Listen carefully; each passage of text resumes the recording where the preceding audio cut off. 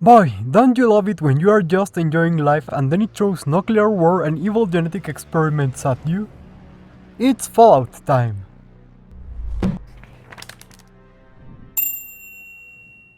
Hey everyone! There are tons of awesome creatures and concepts in the world of Fallout, but few are deadlier than DEATHCLAWS, genetically engineered monstrosities that roam the setting. So now let us have a look at their speculative bioengineering, I guess. Please consider dropping a like bump, a hype nuke, or a subscription thing if you like this video. And now, without further ado, let's get started! War. So prevalent across our history, yet so avoidable. So unnecessary, were it not for human greed and hate.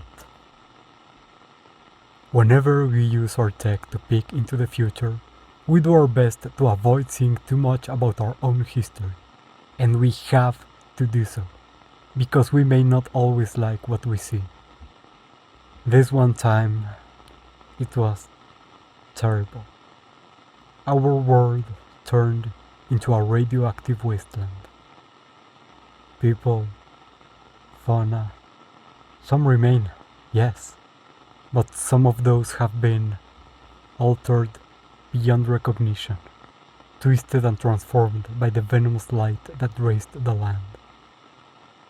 And others yet were twisted by our own hand, or rather, by the hand of those whose power had turned this land into what it was.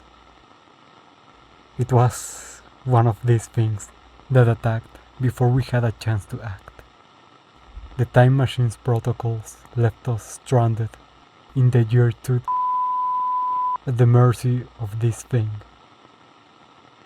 Some of us survived and escaped, but the constant threat brought by it left us unable to contact the center, so we just survived in whichever way we could.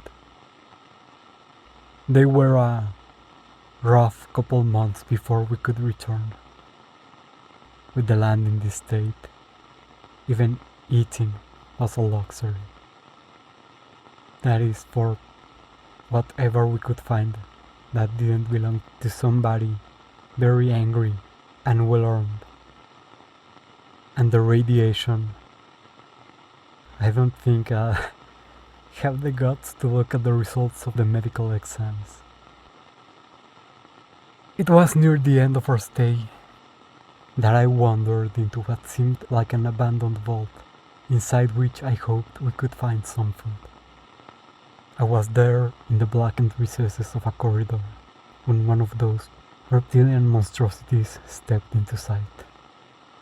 I had seen what they could do, so I braced for the impact and accepted the inevitable. And waited, but the strike and the pain never came. After what seemed like hours, I finally opened my eyes again. What I had taken for a monster seemed as startled by me as I was by it. And that's when I realized the cloak around its body, the wood it carried, the soul in its eyes. And then it spoke. Once I had recovered from the near fatal heart attack I had there and then, I finally accepted the invitation to its shelter. Sorry, his shelter. Night was approaching fast, so he built a fire and shared with me what few provisions he had. Turns out he had seen the team back when we arrived and recognized us as outsiders. From just how far, he had no idea. His name was Goris, a scholar, just like us. That at least was rather fortunate. He recognized our symbol from whatever remnants of the center were left in the future. We couldn't research the place we were stuck in, but at least he could give us some insight into what on earth was going on.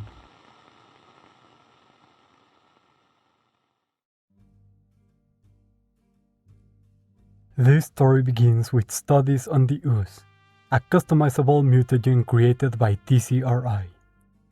After it was discarded by its creators, many science teams, most of them on the more mercenary side, would attempt to isolate the sequence that allowed it to rewrite the DNA of a subject. The ones who would manage to finally crack it were West Tech, a pre-war defense contractor and research partner of the US government. The NBC, or Nuclear, Biological and Chemical Division of West Tech, began work on this project during the 2070s, as part of what was, at the time, termed the Pan-Immunity Project, intended to generate a cure for the new plague that devastated the country. Or will devastate. You know how time travel is? You'll pardon my speaking in past tense. As would be expected, soon after the isolation of the rewriting sequence, the government pivoted towards its new applications, or what may have been, in truth, the intention from the start. Weaponization, through the creation of customized super soldiers and biological weapons. This sequence was inserted into a virus to allow its rewriting of the genetic material of the subject from the moment of its inception, achieved via in vitro fertilization. This would be termed the Forced Evolutionary Virus, or FEV. The virus from which FEV was developed belongs to the Mimiviridae family, and like most viruses in the family, is rather large, reaching a bit over 500 nanometers in diameter. Additionally, this virus presents low airborne capabilities, which made it a prime candidate for this type of study, as it greatly lowered the possibilities of uncontrolled airborne transmission in the event of it breaching the laboratory where it was utilized. After some test trials, the FEV was deemed to be ready to begin usage.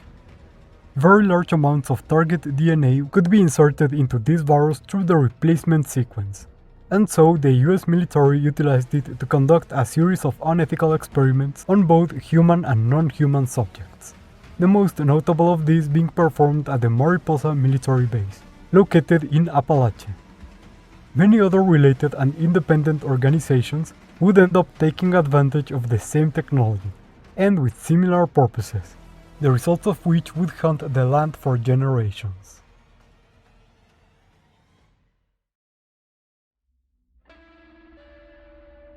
The main subject of today's file is the result of such experimentation, through what its creators termed Project DEATHCLAW. This project involved not only FEV-induced genetic splicing, but also artificial grafts intended to improve the alterations caused by said splicing, resulting in what the military hoped would be a bioweapon to be used against its targets, an attack animal capable of taking down anything in its way. The main genomic basis for the creation of this creature was the chameleon Trioceros jacksoni, selected due to its ability to change color.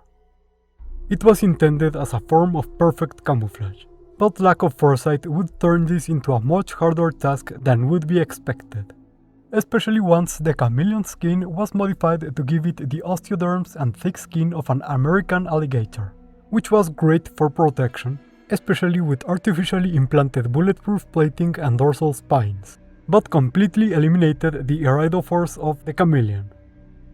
The alligator's thicker tail also provided a counterweight that improved the ability of the DEATHCLAWS, as they came to be known later, to remain upright, giving them a greater field of vision and allowing the use of their forelimbs as weapons. This, however, would have hardly been enough. DEATHCLAWS were, after all, designed for combat situations, and very few combatants would feel the need to worry about a chameleon loose in the battlefield. Hence, this organism had to become much bigger and more dangerous, and, when the chameleon's DNA was limited, other organisms were used to fill in the creator's needs. Most of the DEATHCLAW's bulk was achieved through the addition of ball DNA, quickly replacing the chameleon as the main source behind the subject's bulk and general body plan. The thick bones and sheer muscle mass are a great asset, but this donor was also utilized to give the DEATHCLAW a densely muscled neck and greater cranial density, making it capable of using its horns offensively in a way the chameleon alone does not. These horns, shaped as well by the ball DNA, were further reinforced through artificial sheaths that increased their durability and sharpness. The ball's muscle mass was further molded through the use of DNA taken from many species of panther, particularly jaguars, providing them with the muscular strength of a large land predator, particularly in regards to the creature's limbs, allowing for enhanced sprinting, leaping, and use of their forelimbs to strike. This made more lethal through the addition of grafted steel claws. While the DNA of this animal also enhanced the DEATHCLAW's sight and hearing, altering its cranial anatomy in the process, the result of this went beyond what was expected. Their senses are so acute that even modern DEATHCLAWS can be easily incapacitated through flares or loud noises. Once this mix and match of animals was successfully determined, any gaps and issues produced by the diverse genetic makeup were patched up through the addition of reptilian DNA, which further improved chemoreception through an improved vomeronasal organ. All of this led to what was, after a few test trials, determined to be a success. An all-terrain predator, ready to be let loose in any kind of war zone for one purpose only: death. This success would, however, not mark the end of the project's experimentation. Once this prototype was successful, many different parties began experimenting further in order to perfect it into the weapon it was intended to be.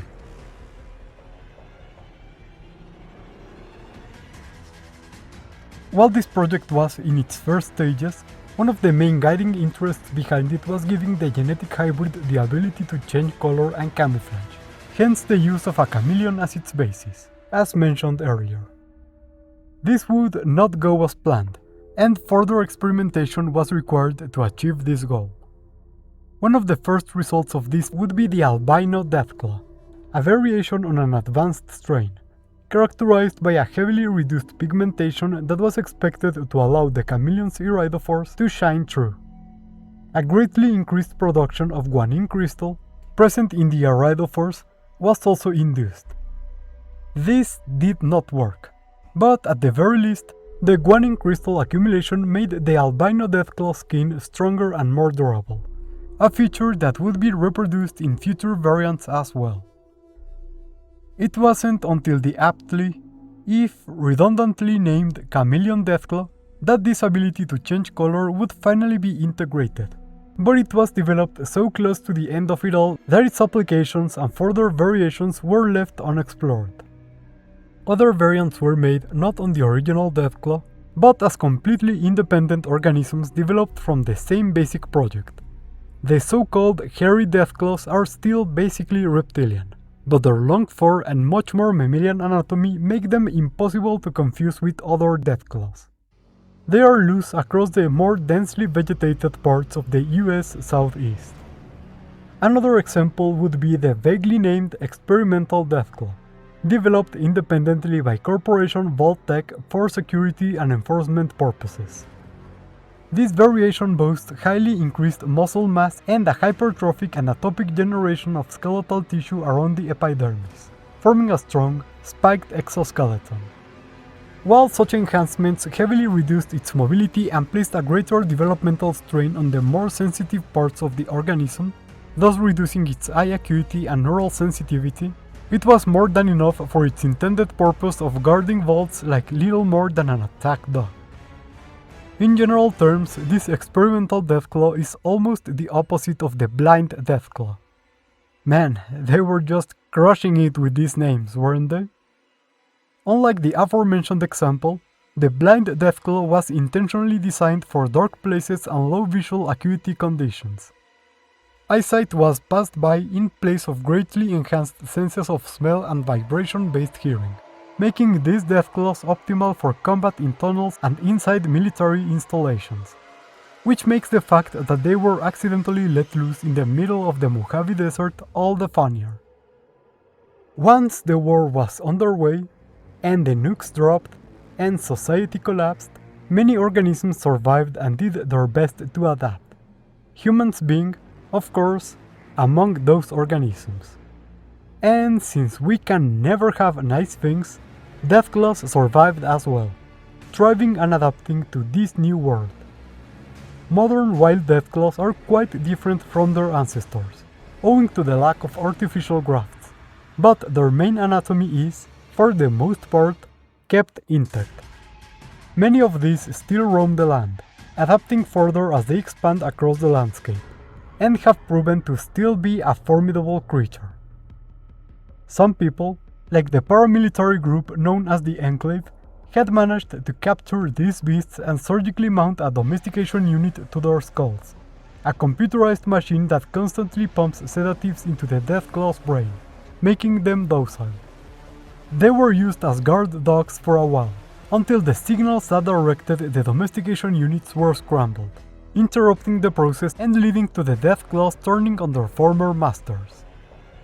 With all of these things in mind, it is no wonder that one of the greatest successes of this project would end up avoiding the same conditions as its brethren. These DEATHCLAWs are like the one I met during these travels, and were created by the Enclave with a modified FEV strain to enhance their intelligence. I'd say the results speak for themselves. The creature they made is intelligent indeed, intelligent enough to develop speech, to reason, and to escape these horrors, secluding itself into its own society far away from the horrors of the post-apocalypse, causing no trouble and looking for no trouble. There's a lot we could learn from them. And that's it for Speculative Biology Look into DEATHCLAWS, and thanks to Jackson Younger for commissioning this episode. So yeah, this is a genetically altered organism. I don't really have a lot to add. A good deal of this was already present in the canonical version, so really it was mostly a matter of bringing up some mechanisms that could allow it to work and rationalizations behind the entire process. And the redesign, while tamer compared to others that we've done, was still something fun to do. So I hope y'all had fun. And here's a thank you to everyone who wanted to see this episode. I know it's been a popular suggestion, so I hope the end result was fun. And also, thank you to our researchers and research associates who support us through Patreon and YouTube memberships, and especially to Jackson for commissioning it. Remember, you too can join in if you want to support our channel, and you will get some nice perks too, like seeing all of our creatures and videos ahead of time and helping mold them into shape. Or you can also like, subscribe, or write a comment telling me any type of creature you would like me to give the Specubo treatment in the show. Any of those really help the channel a lot. Thank you all for watching, and see you next time on the Speculative Wildlife Research Center.